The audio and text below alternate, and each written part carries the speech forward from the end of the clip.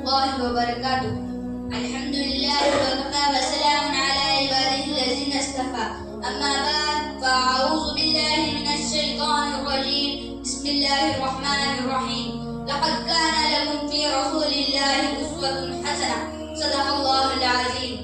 مشکل تھے راستے آسان ہو گئے، مشکل تھے راستے آسان ہو گئے، دشمن یہ دیکھ کر حیران ہو گئے. رکھا میرے نبی نے دنیا میں جب قدم، رکھا میرے نبی نے دنیا میں جب قدم، پتھر بھی کلمہ پڑھ کر مسلمان ہو گئے.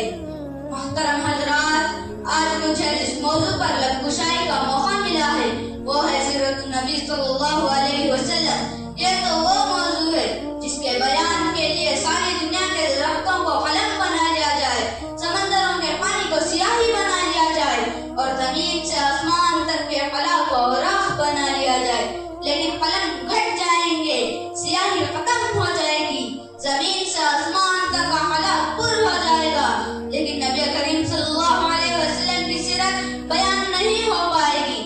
زندگیاں بیت گئیں اور قلم ٹوٹ گئے، زندگیاں بیت گئیں اور قلم ٹوٹ گئے، تیرے اوصاف کا ایک باب بھی پورا نہ ہو سکا. محترم سامعین، ایک مسلمان کے لیے، ایک مومن کے لیے، ایک موحد کے لیے نبی کریم صلی اللہ علیہ وسلم کی ذات گرامی ہر لحاظ سے مرکز و محور ہے. یہ مشرقین، یہ مغربین نبی کریم صلی اللہ علیہ وسلم کی ذات کے اندر گم ہے. نبی صلی اللہ علیہ وسلم کی عقیدت کی آگ ہر رنگ و بو میں، مہکتے ہوئے چمن میں، کھلتے ہوئے پھولوں میں، بلبل کی چہر میں، ہوا کی لہروں میں سلگی ہوئی ہے، مگر نبی صلی اللہ علیہ وسلم کی ذات وراء الورا ہے.